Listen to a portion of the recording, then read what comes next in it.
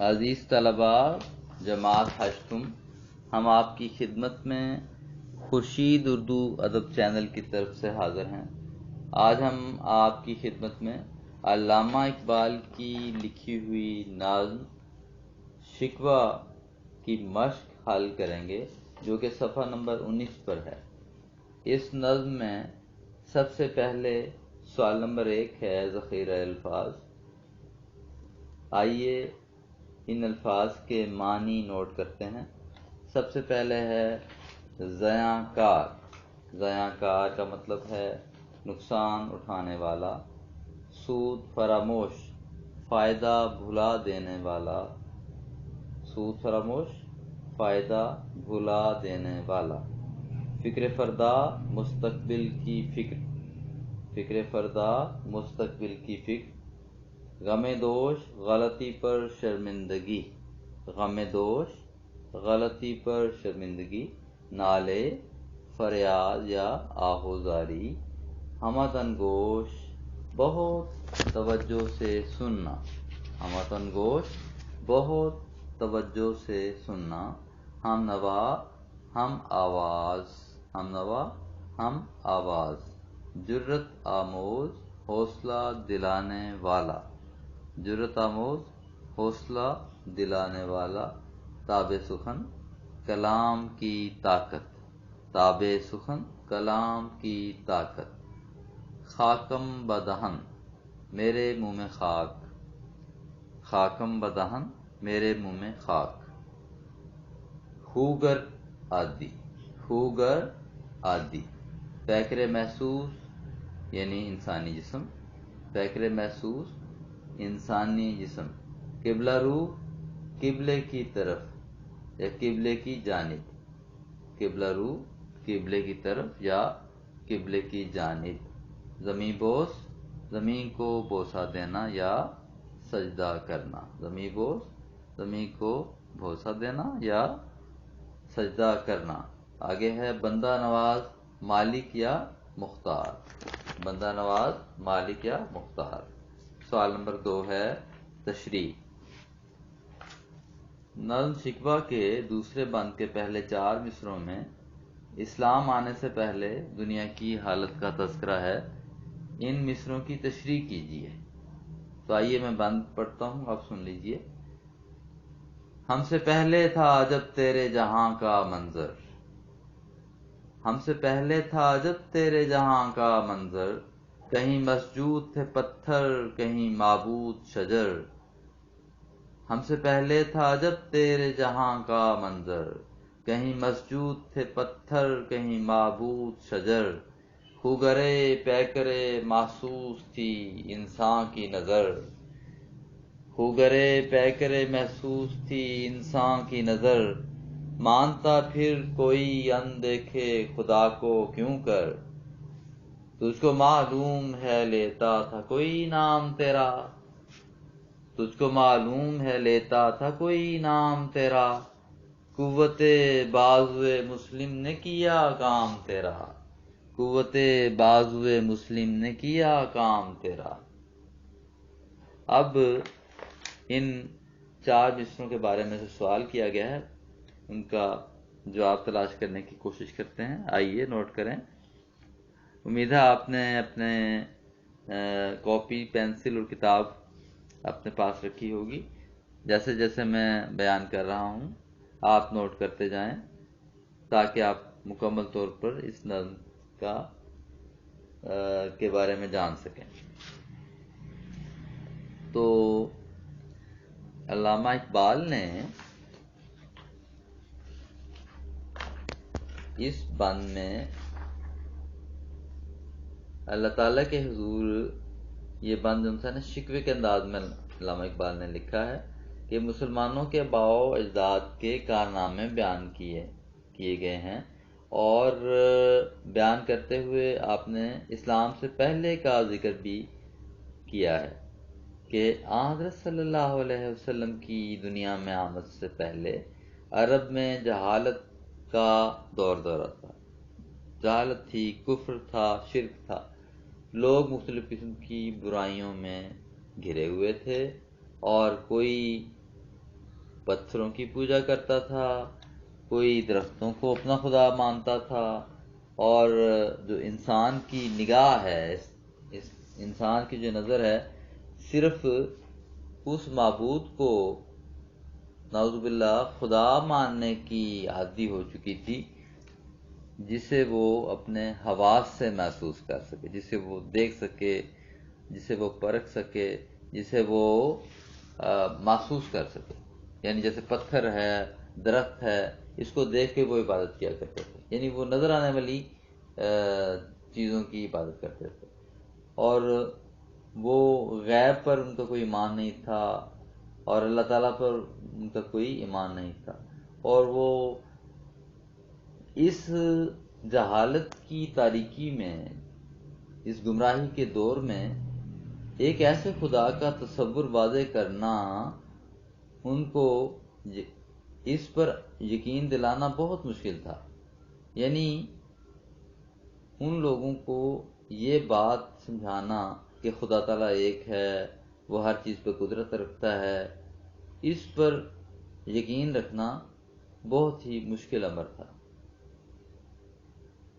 کیونکہ اس کی وجہ کیا ہے؟ کیونکہ اس سے پہلے جو عالم انسانیت ہے، یعنی ساری دنیا متعدد معبودوں کی پرستش کی عادی ہو چکی تھی. یعنی وہ ایک خدا کی عبادت نہیں کرتے تھے، بلکہ انہوں نے بہت سے خدا بنا رکھے تھے. تو ان اشعار میں، ان مشروں میں ان باتوں کی طرف اشارہ کیا گیا ہے. ٹھیک ہے، یہ مختصر سا میں نے آپ کو جواب پیش کر دیا ہے. اس کے بعد آگے ہے سوال نمبر 3 میں. وہ کہتے ہیں کہ نظم شکوہ کے دوسرے بند کے آخری 2 اشعار میں قوت بازو مسلم سے مسلمانوں کے کارناموں کی طرف اشارہ ہے. مسلمانوں نے اللہ کی رضا کے لیے کون سے کام کیے جن کی بنا پر اسلام پوری دنیا میں پھیلا؟ کوئی سے 3 کام لکھیے، ان کی مثالیں بھی دیجیے. اب دیکھیے اس کا جواب ہے کہ اس بارے میں سب سے پہلے تو بات یہ ہے کہ اشارات میں سب سے پہلے صرف اور صرف اللہ کی رضا کے لیے ہر کام کیا کرنا، وہ کسی پر شفقت ہو یا کوئی ملک فتح کرنا ہو، وہ صرف خدا کی رضا کے لیے. ٹھیک ہے. اور پھر نمبر 2 ہے کہ سادگی اور اخلاص کی خوبیاں رکھتے ہوئے دنیا بھر کے فقیروں سے لے کر بادشاہوں تک کے معاملات کو حل کرنا. اور اس کے بعد نمبر 3 ہے عدل و انصاف پر چلنا، عدل و انصاف کی پاسداری کرنا، اور پھر اس پر عمل درآمد بھی کرانا.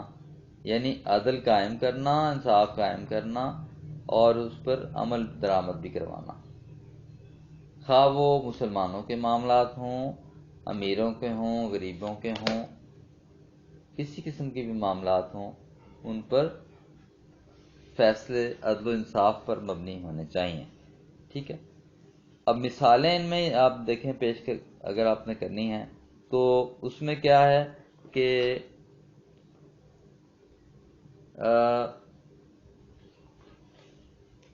اس میں مثال نمبر 1 یہ ہے کہ اس تاریخ پر نگاہ ڈالی جائے تو طارق بن زیاد اور حضرت خالد بن ولید کا صرف اللہ تعالیٰ کے دین کی خاطر، اللہ تعالیٰ کے دین کی سربلندی کے لیے جنگ کرنا، صرف اللہ تعالیٰ کے لیے.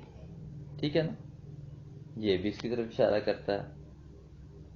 حضرت عمر کا سر کے نیچے پتھر رکھ کر درخت کے نیچے سو جانا بھی، یہ بھی ایک عظیم مثال ہے. اور حالانکہ وہ بہت عظیم سلطنت کے مالک تھے، لیکن انہوں نے سادگی سے اور اخلاص سے اپنا وقت گزارا اور دنیا کے لیے ایک مثال قائم کر دی. اسی طرح ہی اس کے بعد یہ ہے کہ حضرت یہ جو عدل و انصاف کی پاسداری کرنے کے بارے میں کہ محمد بن قاسم کا بحری کا قیدیوں کو بحری قزاقوں سے چھڑانا اور بصرہ سے دیبل لے آنا، اور یعنی محمد بن قاسم کا قیدیوں کو بحری قزاقوں سے چھڑانا اور بصرہ سے دیبل آنا اور پھر اپنے حسن سلوک سے سندھ میں اسلام کا بول بالا کرنا بھی تاریخ کی روشن مثال ہے. ٹھیک ہے نا. تو یہ باتیں ہمیں اس بات کی طرف ان باتوں سے اس بات کی طرف اشارہ ملتا ہے کہ جو مسلمان ہیں انہوں نے بہت سی قربانیاں دی ہیں اور اسلام کا بول بالا کیا ہے. ٹھیک ہے. اب قوت بازو مسلم نے کیا کام تیرا، تو اس میں جو بیان کیا جا رہا ہے تھوڑا سا اس کو میں تفصیل سے بیان کرتا ہوں، اور ہو سکتا ہے یہ پھر لیکچر لمبا ہو جائے. اس کے بعد پھر جو باقی رہ جائے گا وہ حصہ دوم میں پھر آپ سن لیجئے گا. ٹھیک ہے. تو اس میں علامہ اقبال کہتے ہیں کہ اللہ تعالیٰ کی بارگاہ میں مسلمانوں کے ماضی کے عظیم کارناموں کی خدمات بہت ہی اہمیت رکھتی ہیں.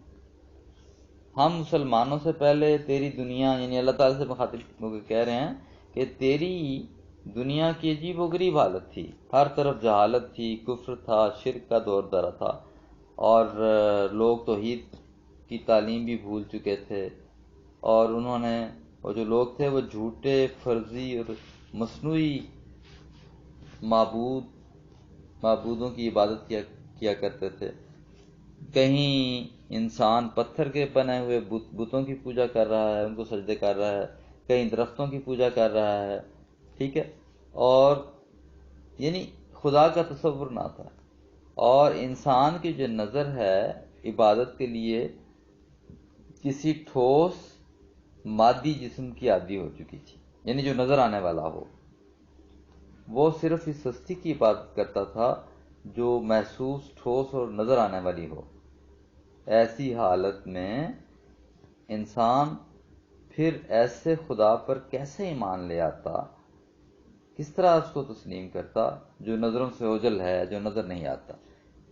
یعنی انسان غیب پر ایمان نہ لاتا تھا کیونکہ ان کو یہ باتیں سمجھ نہیں آتی تھیں، کیونکہ ان کے باپ دادا صدیوں سے بتوں کی پوجا کرتے چلے آ رہے تھے، اس لیے وہ اس پر ایمان نہیں لے کے آ سکتے تھے، اور یہ بہت مشکل کام تھا ان کے لیے اپنی عادات کو بدلنا.